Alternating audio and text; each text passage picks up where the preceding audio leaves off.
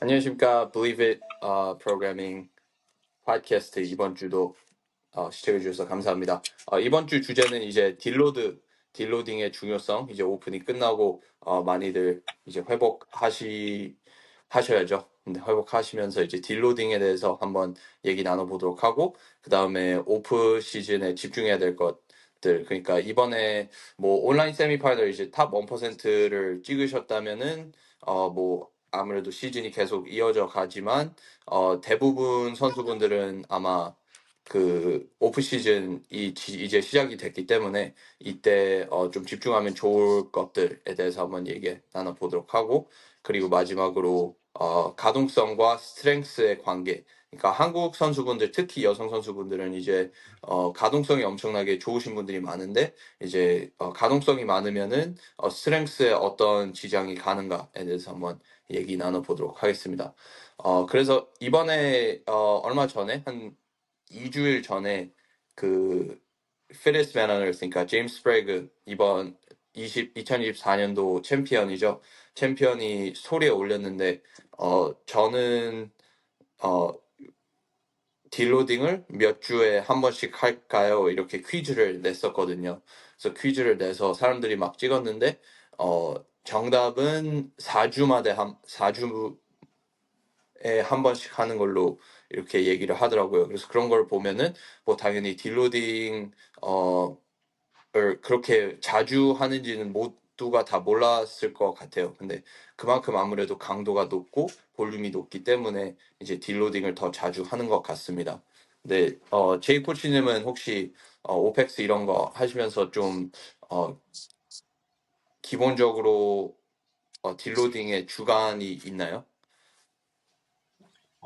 보통 뭐 일반적으로 4주에서 6주 이런 식으로 하긴 하는데, 대회 직전이면 좀 더 테이퍼링 구간을 가져서 한 3주 그쵸, 정도 정말 뭐 빡시게 하고, 그때는 이제 2주, 3주 정도만 프랩하고 바로 디로딩 하는 경우도 있거든요. 그래서 그때 그쵸. 상황에 따라 다른 것 같긴 한데, 뭐 일반적으로는 보통 4주에서 6주 정도로 하긴 해요. 근데 뭐 특히 음, 프로 같은 경우에는 이제 최상급 선수기 때문에 오히려 이제 저도 그렇게 자주 하면 더 좋을 거라 생각하거든요. 그만큼 자기 몸에 더 스트레스를 많이 줄 수 있으니까요.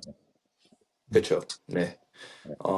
그리고 혹시 그러면은 지금 두 코치 분들 다 지금 그 박스를 운영하고 계시잖아요. 이제 어느 정도 코치를 하고 계시는데, 그러면서 혹시 박스 회원들도 딜로딩 줄을 갖고 가나요? 네, 저는 그 마침 이번 주가 저희 박스 회원님들 디로딩 주간이거든요.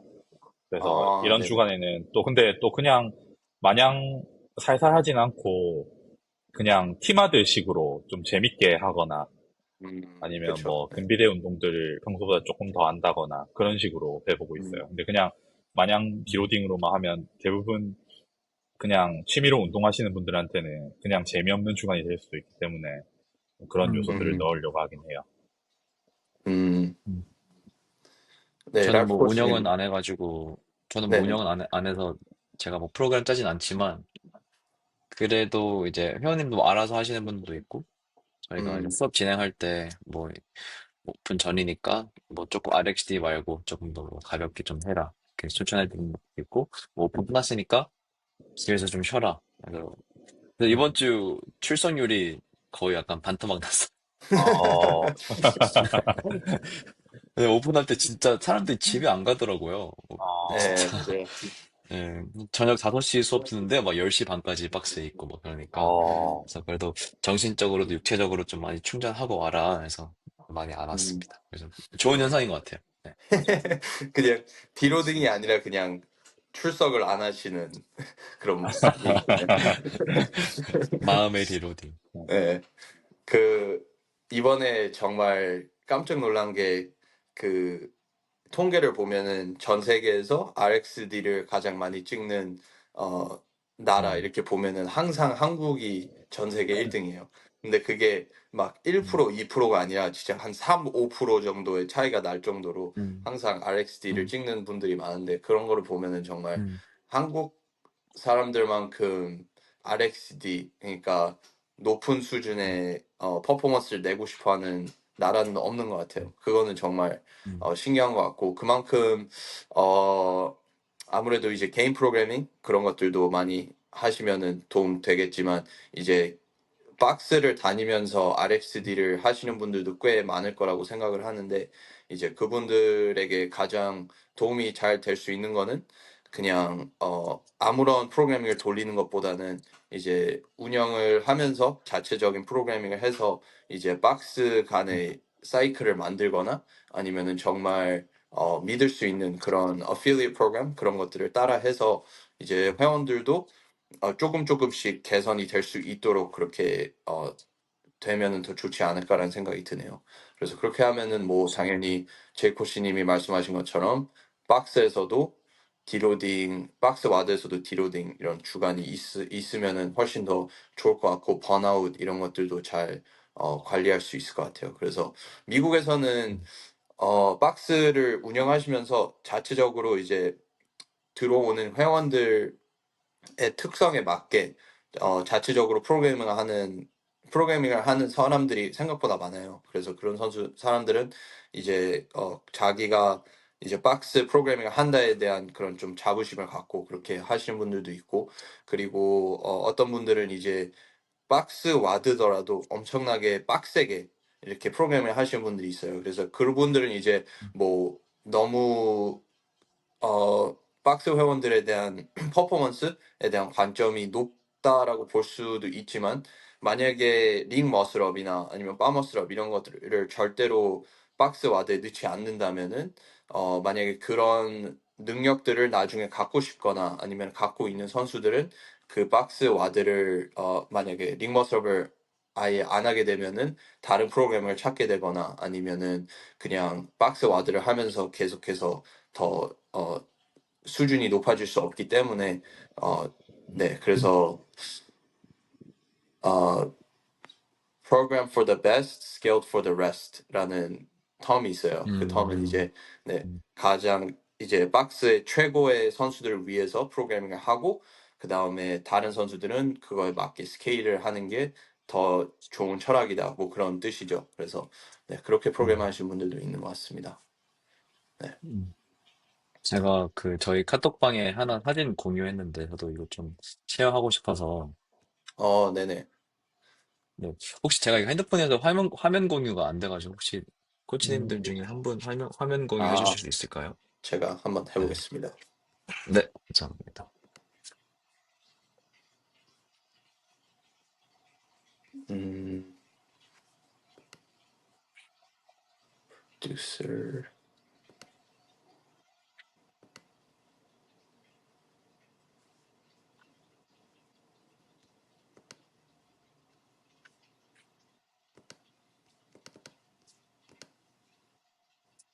네, 이거 맞죠? 감사합니다. 네, 맞습니다. 네, 이게 그 한번. 제너럴 아답테이션 신드롬이라는 약간 뭐 그런 이론이 있은 제가 뭐 NSC의 배경이니까 제가 배운 건데 뭐 이게 그 어떠한 스트레스에도 적용이 가능한 그림이에요. 뭐 음, 삶의 스트레스도 있고 저희한테는 운동이니까. 네, 그래서 이 GAS가 에크로놈인데 GAS에는 총 세단계가 있는데 알람 스테이지, 레지스턴스 스테이지, 그리고 엑스하우스션 스테이지가 있는데 제가 처음에 운동 스트레스 뭐 처음 뭐 사이클에 뭐 첫 주 운동하면은 이제 처음 받는 자극이니까 이제 저희 살짝 신체 능력이 살짝 내려간다고 하더라고요. 네, 저희 네, 신경계가 자극되면서. 근데 좀 알맞는 휴식과 계속 지속되면은 저희가 이제 그 다음에 그 resistance 스테이지가 이제 시작되면서 살짝 이제 수행 능력이 올라가면서 이거를 이제 super compensation이라고 부르기도 합니다. 네, 신체가 음, 살짝 내려갔다가 약간 잘 버텨서. 네. 근데 이게 이 스트레스가 만약에 지속되면은 이제 exhaustion phase로 이제 이어진다고 하더라고요. 네, 네, 그래서 여기서 이제 디로드의 중요성과 그리고 또 하나 점진적 과부하의 중요성이 또 네네, 이 이 그림으로 볼 수 있어서 그래서 이 회색 영역이 없고 계속 노란색, 주황색, 노란색, 주황색 하면서 점점 이제 올렸다 내렸다 올렸다 내렸다 해서 크게 봤을 때는 이제 우상향이 되는 우리 신체 능력. 네네, 그게 제일 이상적이라서 그래서 음, 이걸 보고 디로드가 좀 많이 필요하다. 근데 이건 얼마나 더 필요하냐? 그거는 뭐 개인이 수행하는 뭐 그쵸. 네. 프로그램 수준이나 각자 뭐 피지컬 레벨이나 다 상황에 따라 다르기 때문에 이래서 또 약간 1대1 홍보를 하자면 또 1등이지. 그쵸. 그거를 이제 더 어떻게 보면 효과적으로 오버 트레이닝을 더 빠르게 잡을 수 있죠. 코치가 네. 아니면은 개인이 그 오버 트레이닝을 잡고 그거에 네. 대한 피드백을 받고 프로그래밍을 적용을 하면은 더 좋은데 이제 템플릿 프로그램 같은 경우에는 그냥 계속 따라가다 보면은 네, exhaustion, 오버 트레이닝이 올 확률이 높죠.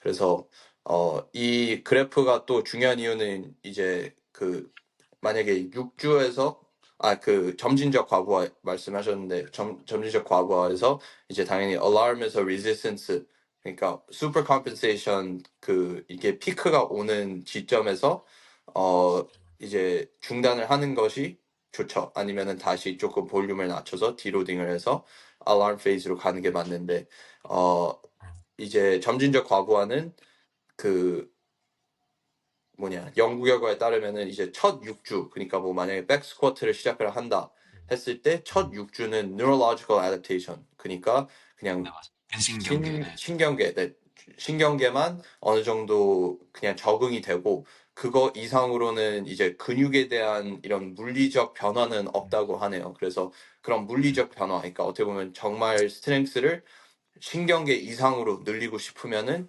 6주 이상을 해야 된다는 거죠. 그러니까 뭐 8주라든지 10주라든지 12주라든지 그래서 이제 온라인에서 찾아보는 스트렝스 프로그래밍을 보면은 대부분 네, 8주에서 12주 정도 갈 거예요. 근데 이제 만약에 점진적 과부하를 그렇게 가고 있는데 메트콘이 너무 빡세거나 아니면 전체적인 볼륨이 너무 빡세지거나 그래서 오버 트레이닝에 오면은 그 점진적 과부하의 그 베네핏을 받지 못하는 거죠.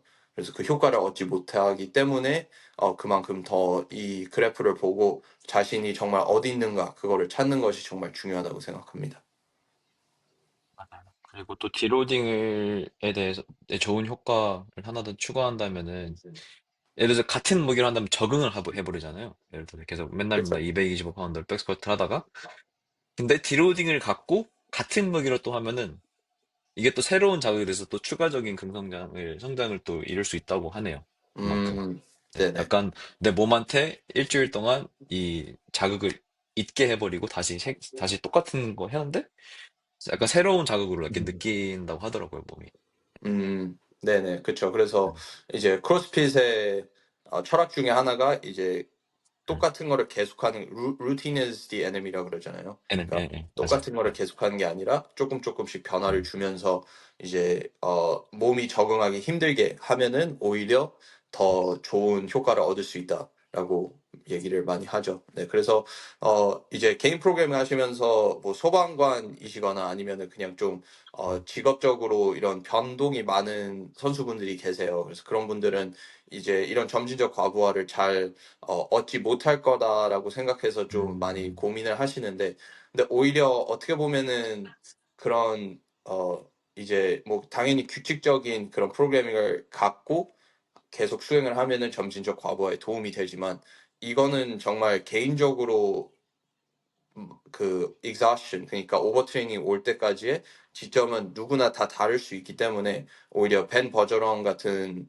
어 코치분에 따르면은 예전은 옛날에 얘기를 했긴 했지만 이제 어떤 선수들은 오히려 하루를 엄청나게 빡세게 볼륨을 높게 훈련을 하고 다음날 쉬고 그 다음날 다시 빡세게 운동하고 그렇게 그냥 one on one off 이런 식으로 프로그래밍을 했을 때 효과가 가장 컸더라라고 얘기를 하셨거든요. 그래서 그런 것들을 보면은 자신에게 정말 가장 맞는 그런 템포를 찾는 게 중요하다고 생각하고 지금 뭐 HWP나 프로빈이나 뭐 모든 템플릿 프로그래밍을 보면은 다 뭐 하루에 투 세션을 진행을 하고 그리고 대부분 비슷하잖아요. 뭐 웜업, 스트렝스, 액세서리 그리고 매트콘 뭐 이런 식으로 프로그래밍이 되는데 정작 그게 정말 효과적인지 그게 가장 효율적인지는 아무도 모르는 거거든요, 솔직히. 왜냐면 크로스핏이라는 스포츠가 어,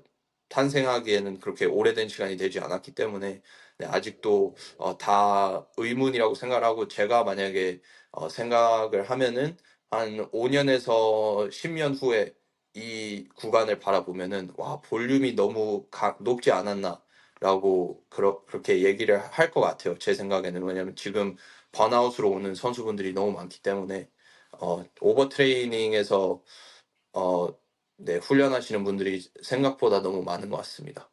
제 입장에서는. 네.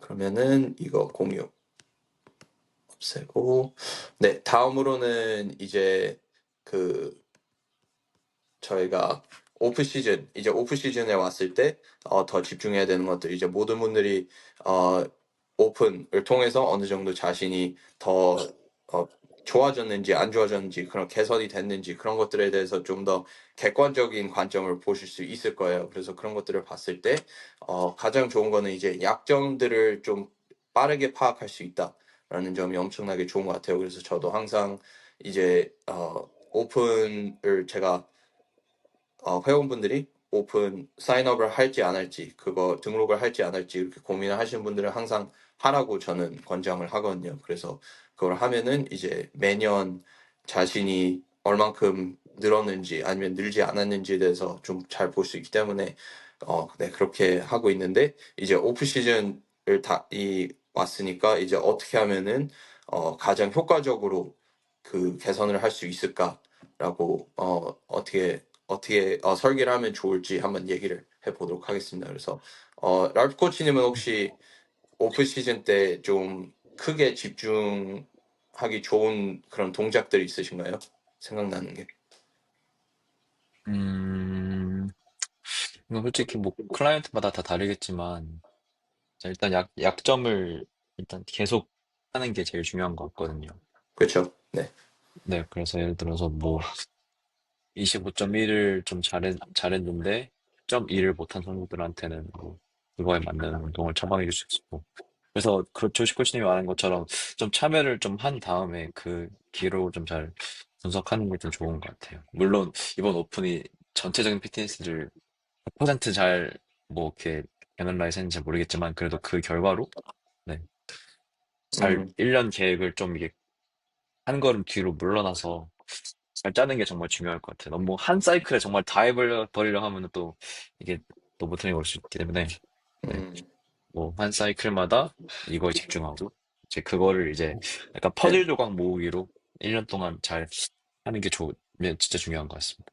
네, 네, 맞습니다. 그래서 어떻게 보면은 자신의 약점을 반영을 해서 그 약점을 좀 점진적으로 이렇게 개선을 하면은 확실히 도움이 된다고 저도 생각을 하는데 이제 그 사이클을 어떻게 구성을 할 것이며 그리고 만약에 지금 템플릿 프로그래밍을 만약에 하고 계신다면은 어떻게 하면은 약점들을 더 이제 추가적으로 넣어서 더 효과적으로 훈련할 수 있을까 그런 어, 네, 그렇게 가져가는 게 가장 좋을 것 같아요. 그래서 제 생각에는 이제 템플릿 프로그램을 하시면서 어느 정도 자신에 대한 그런 약점들 이런 것들을 잘 파악하시는 분들 그리고 어느 정도 코치로서도 활동을 많이 하신 분들이 자신의 프로그램을 봤을 때 조금 더 객관적으로 이제 약점들을 더 섞어 넣어서 더 잘 할 수 있지 않을까라는 생각이 드네요. 네. 제이 코치님은 혹시 오프 시즌 때 어, 좀 흔히 보이는 그런 약점들이 있나요? 한국 선수분들?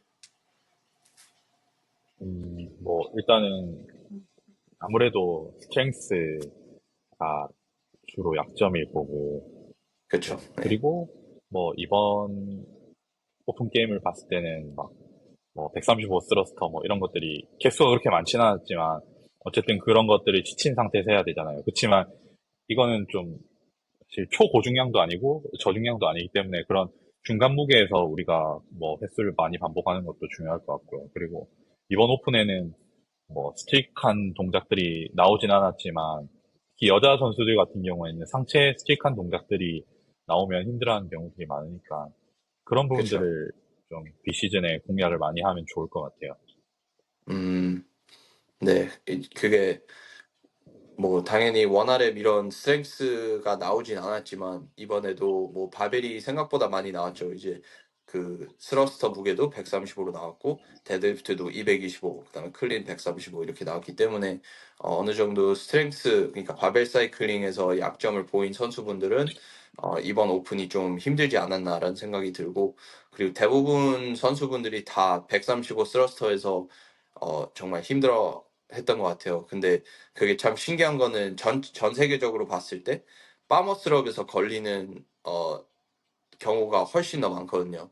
근데 한국 선수분들은 아무래도 어느 정도 신체가 더 가볍고 그리고 짐내스틱에 대한 그런 수행 능력이 더 좋기 때문에 오히려 파머스럽에는 지장이 없었는데 스러스터에서 시간이 많이 나가는 것 같습니다. 그래서 네, 그런 것들을 보면은 어, 네, 아무래도 스트렝스가 가장 큰 어, 걸림돌이 아닌가라는 생각이 들고 그리고 그 제가 상담을 하면서 좀 많이 깨달은 게 이제 어떤 회원분들은 이제 저 카디오가 너무 약해요라고 생각을 하셔서 그 테스트를 하고 나면은 오히려 카디오가 약한 게 아니라 바벨을 이제 그러니까 바벨 컨디셔닝, 바벨 배터리가 약한 건데 이제 그것을 만약에 중량이 한 135에서 185, 그러니까 그렇게 엄청 무겁지도 않고 엄청 가볍지도 않은 그런 무게들을 많이 다뤄보지 않으면은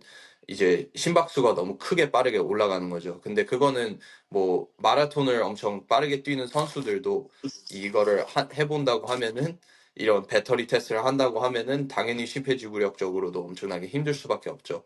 그래서 그런 것들을 보면은 자신의 약점이 정말 카디오인지 바벨 배터리인지 스트렝스인지 그런 것들을 어, 확실히 찾아내는 게 엄청 중요하다고 생각합니다. 네, 재근 코치님 안녕하십니까? 안녕하세요. 좀 늦었네요. 어, 일이 금방 아, 마쳐가지고 괜찮습니다. 오늘 좀. 괜찮습니다. 재근 코치님은 혹시 이번 오픈 끝나고 좀 집중하고 싶은 부분이 있으신가요? 개인적으로? 개인적으로는 뭐 조금 더 유산소 베이스를 조금 더 이제 업그레이드 시키고 싶어서 저는 음, 어 그래서 생각보다 그래서 제가 요즘에는 하이록스에 집중을 하고 있지만 스트렝스가 그렇게 떨어지지 않는 느낌이에요. 그래서 제가 이번에도 테스트를 한 번씩 돌려보고는 있지만 뭐 거의 5% 이내의 차이로밖에 차이가 안 나기 때문에 굳이 막 음, 유산소 스트렝스를 막 집중을 하지 않아도 그렇게 떨어지지는 않는다는 걸 조금 계속 지금 몸으로 계속 테스트를 하고 있는 중입니다. 저는. 그래서 좀 더 네, 유산소를 더 집중을 하고 싶어요. 요즘은. 음, 네네, 알겠습니다. 그 이제 하이록스는 5월에 하시는 거죠? 한국에서? 네, 근데 저는 4월 달에 상하이에 가서도 한번 먼저 할 계획이고요. 네네. 그걸 맛을 보고 좀 그 페이스나 이런 걸 좀 다시 연구를 해서 5월 달에 조금 더 제대로 해보고 싶어요. 그러면은 4월에 하고 5월에 또 하시는 거네요? 네네. 어, 어, 네네, 좋습니다. 제가 듣기로는 하이록스는 좀 긴 히어로와드랑 비슷한 느낌이라고 들었습니다. 그래서 뭐 당연히 네. 네, 카디오가 큰 집중이고 만약에 카디오가 정말 약점이다라고 생각하시는 분들은 하이록스 정말 추천 저도 합니다. 하이록스만큼 많이 뛰는 와드는 없죠. 그리고 어떻게 보면은 많은 코치들하고 선수분들이 공감하는 게 유산소 능력을 올리기 위해서 피트니스를 향상하기 위해서 런만큼 좋은 운동은 없다라고 얘기를 많이 하거든요. 그래서 저는 이제 존투 런을 처방을 하면은 거기서 존투 그러니까 아무리 느리게 뛰어도 존투가 되지 못하는 선수분들이 생각보다 많아요. 저도 솔직히 2년, 3년 전에 그랬거든요. 그냥 아무리 느리게 뛰어도 그냥 존투 이상으로 올라가 버리더라고요. 그래서 심박수가 155, 165 이러는데 그거를 꾸준히 계속 훈련을 하면은 심박수가 낮은 상태에서도 존투로 진행을 할 수 있는 거죠. 그래서 어떻게 보면 어 이제 엘리트 마라톤 이런 것들 뛰는 분들은 엄청나게 빠른 속도로 뛰면서도 존투 페이스를 유지할 수 있는 선수들이죠. 그래서 그만큼 더 존투 트레이닝 중요한 것 같습니다. 네. 음. 네, 그리고 이제 네, 마지막으로 가동성과 스트렝스의 관계에 대해서 한번 얘기 나눠보도록 하겠습니다. 그래서 이제 이 주제가 한국에서 좀 더 중요한 이유가 한국에서는 그냥 제 관점이지만 제 관점으로는 한 5년 전에 크로스핏이 엄청나게 유행을 했고 그 유행이랑 좀 비슷하게 유행했던 게 필라테스로 알고 있습니다. 그래서 필라테스도 엄청나게 많이 했고 저도 그 어머님이 필라테스 좀 하라고 해서 했는데 진짜 너무 힘든 것 같습니다. 필라테스는 진짜. 그래서 그거 하면서 와 이거는 정말 다른 와드고 진짜 다른 느낌이구나라는 걸 깨달았고 그리고 차라리 프렌을 3번 다시 하는 게 더 낫겠다라고 생각도 했었거든요. 근데 어떻게 보면 필라테스는 이제 재활 쪽에서 시작을 했다가 이제 어느 정도 신체 밸런스를 잡기 위해서 유연성을 잡기 위해서 좋은 운동이라고 해서 이제 어떻게 보면 좀 더 대중화가 됐죠.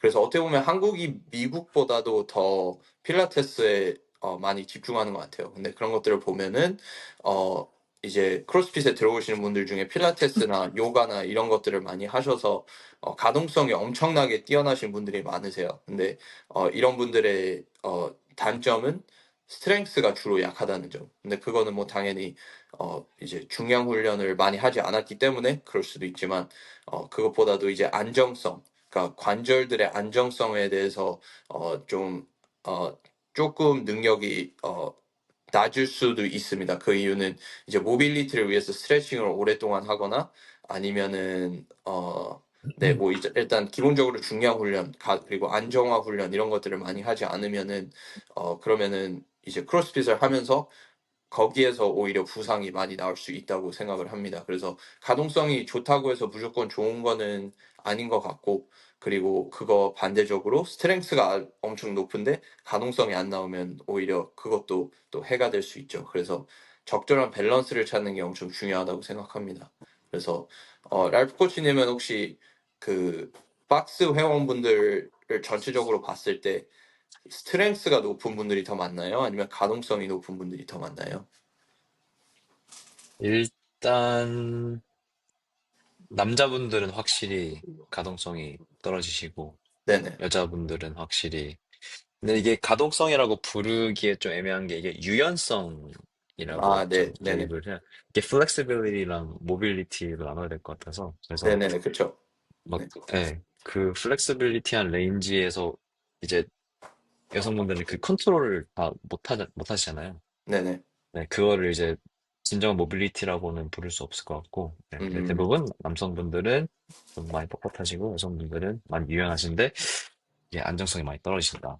음, 네네네. 네, 심지어 오늘 수업 와드가 스네치였는데 거의 이제 ATG 스쿼트로 오버헤드 스쿼트 내려가시는데 막 넘어질 것 같다고 계속 막 하더라고요. 요즘에. 네, 네네네. 네, 네. 너무 이게 잘 되니까. 너무 유연하면 그럴 수 있죠. 네, 네. 네, 네, 네. 그래서, 네. 근데 한국 선수분들은 그래도, 발목 가동성이랑 그, 음, 네. 그리고 femur가 엄청나게 네. 허벅지가 엄청 짧기 대퇴골. 때문에 네, 네, 네. 네네 대퇴골이 음, 음, 짧기 음, 때문에 음, 그만큼 더 모빌리티에는 그렇게 제한이 미국 선수분들에 비해서는 적은 것 같아요. 그래서 어떻게 보면 음, 미국 뭐 정식 지부 와드 이런 것들도 봤을 때 스쿼트가 생각보다 음. 많이 프로그래밍이 되죠. 그래서 예전에는 크로스핏은 스쿼트 운동이다라고 할 정도로 어, 엄청나게 스쿼트 분량이 엄청 높았거든요. 그래서 음, 맷 프레이저처럼 올림픽 그 스포츠를 음, 했다가 올림픽 역도를 했다가 이제 크로스핏으로 전향을 하면서 그런 선수들이 엄청나게 잘했죠. 근데 요즘은 음, 조금 더 밸런스 된 게 보이지만 예전에는 네, 스쿼트가 더 많이 프로그램 된 걸로 알고 있습니다. 네. 그래서 음, 어 재근 코치님은 음. 그래도 모빌리티 엄청 좋으신 편 아닌가요? 엄청 좋으세요? 어, 처음에는 별로 그렇게 좋은 편은 아니었어요. 어, 저도 음, 뭐 겨우 발목이 닿을랑 말랑했던 모빌리티였고, 음, 역도를 처음 배우기 시작하면서 이제 저도 가동성 훈련을 따로 시작을 했거든요. 열심히 음, 배우면서. 음, 음, 그래서 많이 얻어낸 편인 것 같아요. 그래서 진짜 하루에 꼭 15분씩은 모빌리티 훈련을 하고 지냈었던 음, 것 같아요. 단상 선수 생활을 할 때. 네네. 그렇구나. 그 혹시 지금 프론트랙 사트 프레스 가능하신가요? 그러니까 네, 스쿼트 하는 거. 가능합니다. 그거 정말 저는 그게 너무 부럽더라고요. 그건 전 안 되거든요. 어깨가 어, 문제 때문에. 어, 팔이 그리고 짧아서 그럴 수 있어요. 네, 그럼. 네. 그 코치분들 혹시 그러면은 그 아시아에서는 좀 많이 흔한데 이렇게 앉아 있는 거 있잖아요. 뭐 버스 이런 거 기다리면서 이렇게 풀 스쿼트로 앉아서 이렇게 핸드폰을 만지거나 그 자세 가능한가요? 가능하죠. 그냥 네, 네. 풀 스쿼트로 앉아서 네. 이렇게 휴식을 하는 아, 거죠. 네. 되게 뭐 편하죠. 시장에 있는 아주머니. 저는 불가능합니다. 아, 아, 진짜? 예. 제 저는 생각에는 발목도 스티프한데 허벅지도 길어가지고 네네네, 아, 허벅지가 긴 스쿼트가 편이라서 너무 어프로치 힘들 것 불편합니다. 같습니다. 네. 네. 네. 제이 코치님 가능하신가요? 네. 저는 매우 편하죠. 어, 와, 네. 너무 대박. 네. 저는 허벅지도 짧은데 안 되네요. 음, 근데 제 생각에는 오른쪽 발목을 제가 엄청 예전에 수술을 했었거든요. 부상을 해서. 그래서 음, 그것 때문에 그렇지 않을까라는 생각이 드는데 음, 변명뿐입니다. 음, 음, 네. 근데 요즘 들어서 제가 이제 듣고 있는 온라인 코스가 있어요. Functional Patterns라고 있는데 이제 그거는 크로스핏과 전혀 다르게 그냥 철학 자체가 다 로테이셔널 파워 음, 뭐 그런 쪽으로 하고 있는데 일단 거기서 좀 신기하게 들은 지금 코스가 이제 음, 스트레칭을 피하라고 그러더라고요.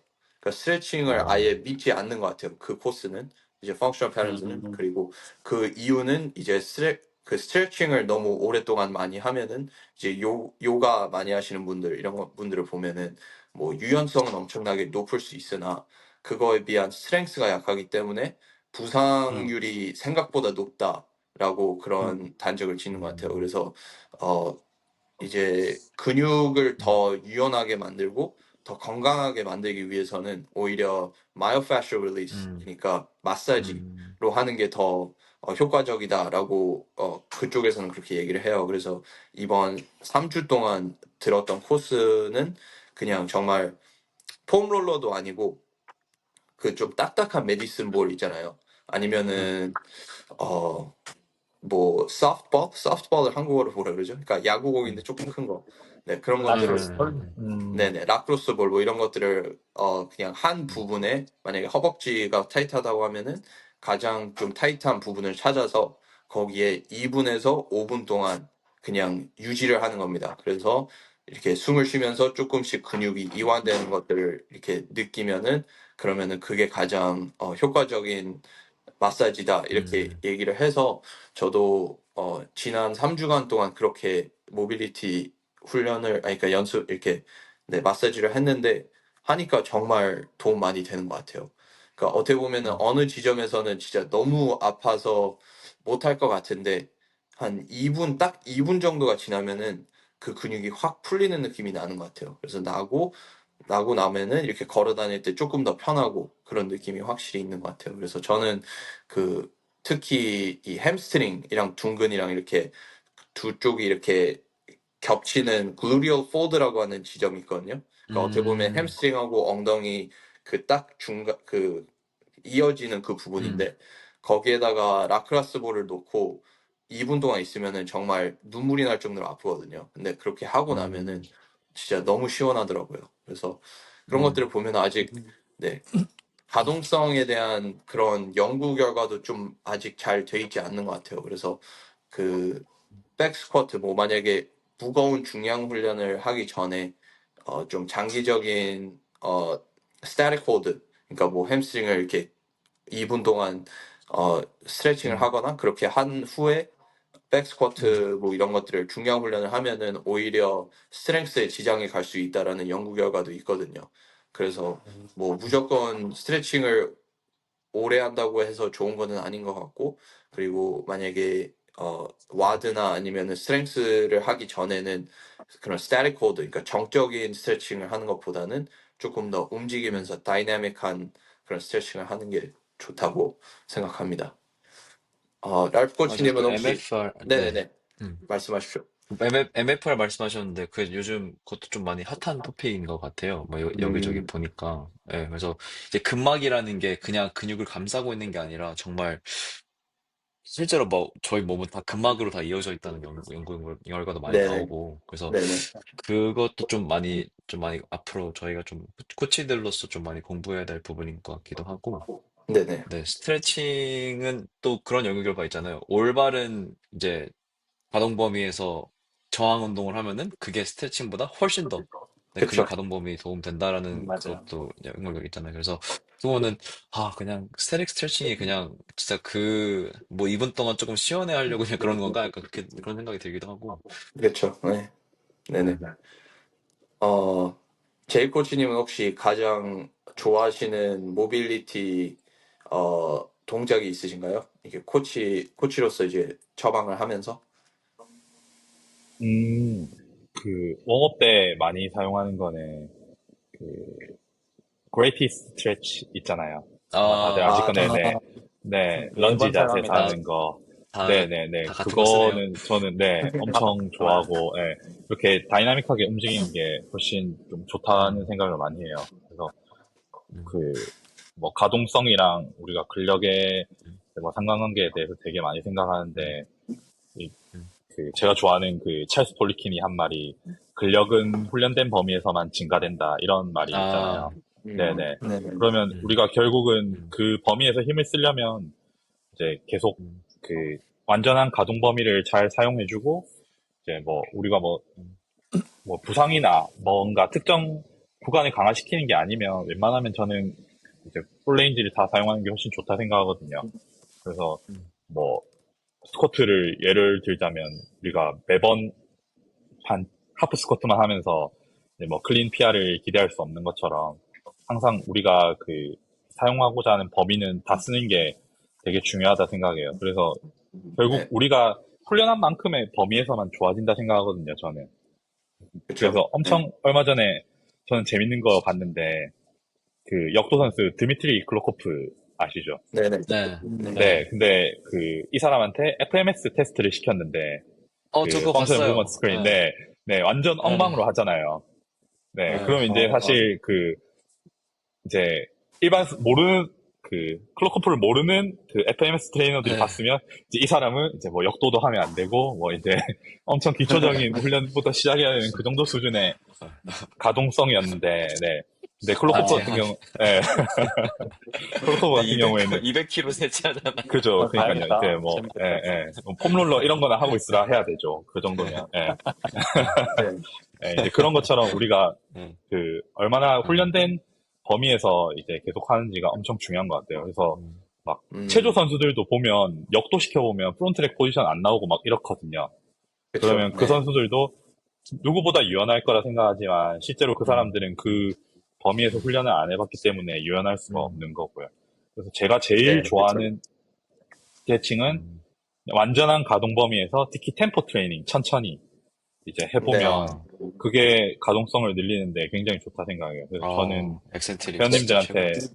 많이 시키는 게 뭐 햄스트링이 뻣뻣하면 햄스트링 스트레칭 시키기보다는 뭐 가벼운 무게로 굿모닝 알지 루마니안 데드리프트 많이 시키고 뭐 오버헤드 그쵸 포지션이 안 나오면 네 광배 풀기보다 풀로버. 물론 광배 푸는 것도 중요하지만 뭐 월베이싱 핸스탠드 홀드도 하고 뭐 데드행도 하고 네 그리고 뭐 네 스네치에서 음, 내외전도 잘 안 되면 그것도 이런 뭐 슬리퍼 스트레칭 시키기보다는 덤벨로 인터널 익스터널 로테이션 시키고 이런 것들이 훨씬 효과가 네네 좋고 이분들이 그 범위에서 힘을 음, 쓰는 방법도 훨씬 나아지는 것 같아요. 네네네 음, 맞습니다. 네. 음, 저도 데드행 생각보다 엄청나게 스트레칭 잘 되는 것 같아요. 어느 음, 정도 네, 모든 근육들을 다 사용해서 몸을 지탱해야 되기 음, 때문에 저도 많이 사용하는 거고 그리고 음, 이런 스트레칭은 뭐 당연히 활성화 이런 것들은 그 박스에 들어가자마자 하는 것보다는 한 5분에서 10분 동안 머신을 타서 어느 정도 몸에 맞아요. 체온을 올리고 나서 하면 더 효과적이기도 합니다. 네. 음. 그래서 그 제이코치님 팔리퀸 말씀하셨는데 혹시 한국에서 그 책을 영문으로 읽으셨나요? 아니면 한문으로 읽으셨나요? 저는 영문책 읽었는데 한글 책은 어, 아마 없는 걸로 알고 있어요. 음, 음, 음. 어, 네네. 그러면은 거기서 엄청나게 큰 언어의 장벽이 있네요. 이제 한국 어떻게 보면 아, 네네. 할리퀸이 엄청 음, 레전드잖아요. 미국에서는. 맞아요. 네. 그래서 그쵸. 그 음, The Political Principles 그 책만 읽어도 엄청나게 많은 거를 배울 수 있는데, 네. 아직 음, 한국어로 번역이 안 됐다는 거는 참 안타깝네요. 있는 맞아요. 걸로 알고 있는데 저는 아, 아, 그래요? 있는 걸로. 나왔나요? 있나요? 있어서 제가 그걸로 보고 그때 공부를 했었거든요. 제가 파일로도 있어서 아마 좀 찾아보고 나중에 공유를 하겠습니다. 좋죠. 음. 그렇구나. 그리고 또 Supple Leopard 그 책도 크로스핏계에서는 좋죠. 많이 네네. 유행했었죠. 네, 네, 네. 스타렛. 네, 스타렛 그분이 했었고, 네, 그래서 모빌리티도 이제 맞습니다. 스트렝스에 대해서 엄청나게 어, 어느 정도 개선을 하고 싶다라고 하시는 분들은 많은데, 어떻게 보면은 역도에서 스트렝스가 음, 부족하다라고 하시는 분들의 자세들을 보면은 오히려 가동성에 제한이 컸기 때문에 더 이상 중량을 늘리지 못하는 선수분들이 생각보다 많은 것 같습니다. 한국에서. 네, 음, 네네. 어, 네, 가동성 엄청 중요한 것 같습니다. 그래서 미국에서도 음, 이제 어, 가장 퍼포먼스를 잘하는 선수분들을 보면은 이제 제임스 브래그 같은 경우에도 엄청나게 그 길잖아요. 긴데도 불구하고 키가 크고 음, 앤도 불구하고 사트 프레스 중량 달고도 그냥 간편히 할 수 있고, 그리고 맷 프레이저도 뭐 당연히 유연성이 높고, 어, 음, 그리고 마데로스도 가동성 엄청나게 좋거든요. 그래서 이제 맞아요. 마데로스랑 프레이저가 갖고 있는 공통점은 가동성이 엄청나게 좋으면서도 스트렝스가 엄청나게 음, 높죠. 근데 그런 선수들은 엄청나게 드문 것 같습니다. 왜냐면은 음, 정말 지겨운 가동성 훈련을 엄청 많이 해야 되기 때문에 그렇지 않나 생각이 듭니다. 네, 그래서 뭐 사트 프레스 이런 거 했을 때 가능하다라고 해도 이제 어느 구간에서 힘든 구간이 딱 나올 겁니다. 그래서 그 구간에서 음, 그 구간을 훈련할 수 있도록 중량을 조금씩 늘린다든지 아니면 그 구간에서 템포를 넣는다든지 그런 형식으로 가동성 훈련을 하면은 네, 스트렝스에도 많이 도움이 될 거라고 음. 생각합니다. 네.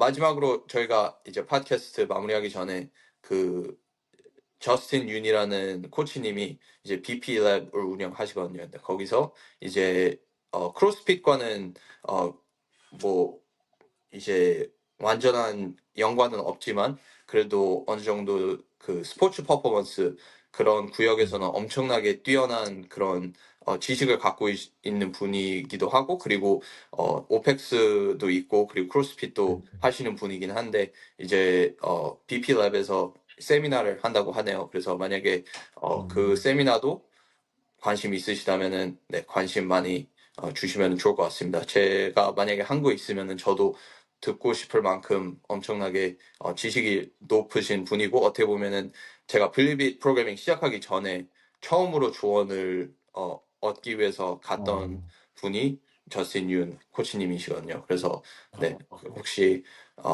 L1, L2 이상으로도 어느 정도 교육에 음. 관심이 있으신 분들은 한번 생각해 보시면 좋을 것 같습니다. 네, 알겠습니다. 그러면 이번 주 Believe It 프로그래밍 시청해 주셔서 감사하고 다음 주에 뵙도록 하겠습니다.